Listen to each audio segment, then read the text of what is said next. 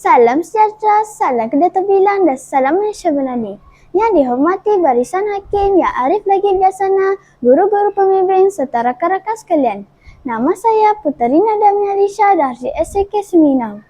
Hari ini berteruskan tema generasi Bernani, teroka STEM, terajui kejayaan bertaraf global. Saya amat teruja mementahkan satu kejayaan STEM yang sangat penting dan berimpak tinggi dalam era revolusi industri 40-an kosong, jurutera robotik. Tahukah anda, robot bukan lagi sekadar watak dalam filem science fiction? Hari ini, robot bermudahan membantu doktor menyelamatkan nyawa di hospital. Manakala robot automatik memproses ribuan barangan di kilang-kilang pintar. Di sebalik semua keajaiban teknologi ini, berdirinya seorang insan hebat dinamakan jurutera robotik. Apakah sebenarnya tugas seseorang jurutera robotik?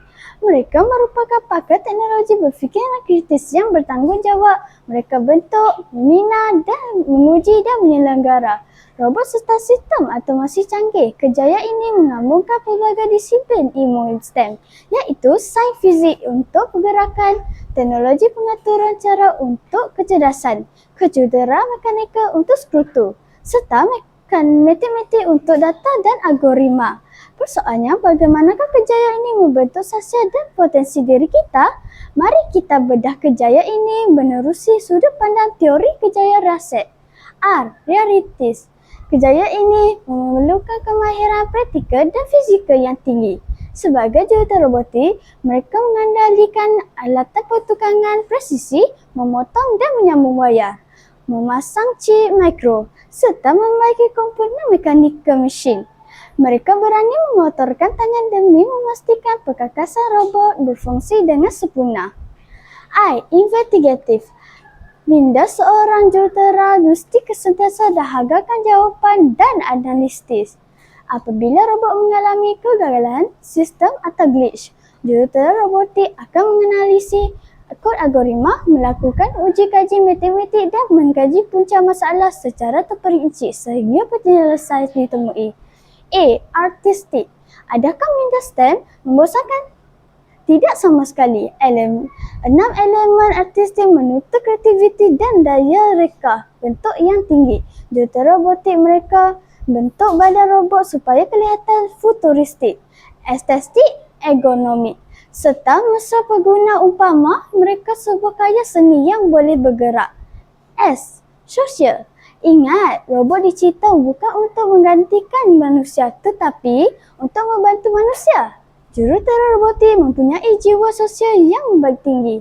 Mereka berinteraksi dengan doktor, pemberubatan, juruterbang dan kilang untuk memahami masalah mereka lalu mencipta teknologi robotik yang memudahkan dan menyelamatkan nyawa manusia. Interpretasi. Teknologi hebat tidak akan mengguna jika disimpan di dalam amal. Jurutera robotik memerlukan sifat kepemimpinan dan keusahawan mereka.